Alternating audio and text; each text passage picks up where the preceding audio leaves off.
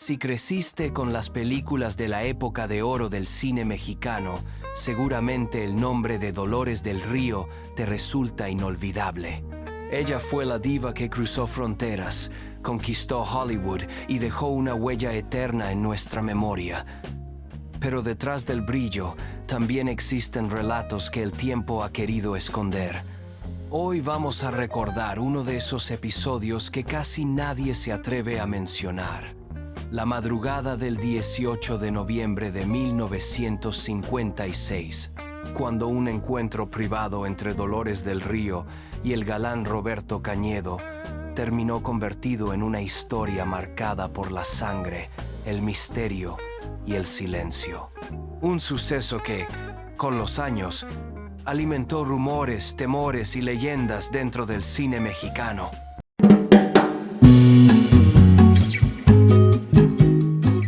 La madrugada del 18 de noviembre de 1956 quedó grabada como una herida secreta en la memoria del cine mexicano. Casi 70 años después, todavía se habla en susurros de lo que ocurrió aquella noche en una casona de San Ángel, al sur de la Ciudad de México. El protagonista de esa historia fue el actor Roberto Cañedo, galán de porte elegante y una de las promesas de la época de oro.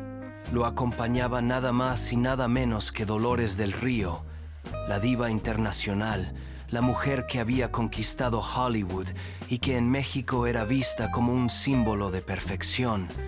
Lo que parecía un encuentro íntimo entre dos amantes se convirtió en un episodio de horror. Según contaría Cañedo años más tarde, con la voz quebrada y los ojos desorbitados, todo comenzó alrededor de las 3 de la mañana. La casa estaba en silencio cuando dos hombres irrumpieron sin ser vistos. Nadie escuchó forzar la entrada. Nadie advirtió su presencia. Solo un portazo y el brillo de los cuchillos bajo la luz tenue del candelabro. En cuestión de segundos, se abalanzaron sobre Dolores. Uno la sujetó de los brazos mientras el otro descargaba cuchilladas directas a su pecho. El grito de Dolores estremeció los muros. No era un grito humano, decía Roberto, sino un alarido profundo, casi sobrenatural. La sangre corrió sobre la alfombra, manchó las paredes y tiñó el vestido blanco de seda que ella llevaba. Roberto intentó defenderla, pero fue reducido con violencia y quedó semi-inconsciente contra un mueble. Cuando recobró el sentido, los atacantes habían desaparecido y el cuerpo de Dolores yacía inerte, los ojos abiertos y el pecho destrozado. Desesperado, Roberto salió a la calle en busca de ayuda. Volvió apenas 15 minutos después con dos vecinos, pero lo que vieron al abrir la puerta los marcó para siempre. Dolores del Río estaba sentada en un sillón, viva, erguida, con una sonrisa helada y los labios manchados de sangre. Sus pupilas eran dos pozos negros y de las heridas aún abiertas en su pecho goteaba un líquido oscuro, espeso, que no parecía sangre sino brea. «Dios mío, si yo la vi morir», alcanzó a murmurar Cañedo. Dolores lo miró fijamente, inclinó la cabeza y con una voz grave y cavernosa que no era la suya, pronunció: «Nadie muere cuando tiene un pacto». Los vecinos huyeron despavoridos y jamás volvieron a hablar del suceso. Roberto, en cambio, quedó marcado de por vida. Esa misma noche, acudió a la policía con un relato delirante. Aseguró que Dolores había sido asesinada y que luego había vuelto a la vida convertida en algo inhumano. Los agentes, incrédulos, fueron a la casa de San Ángel, pero allí no había sangre, ni muebles rotos, ni rastro de violencia. Dolores del Río dormía tranquilamente en su recámara, como si nada hubiese pasado. Lo único inexplicable era el estado de Cañedo, sus ropas desgarradas y su cuerpo cubierto de manchas de sangre que nadie pudo justificar. El caso fue archivado.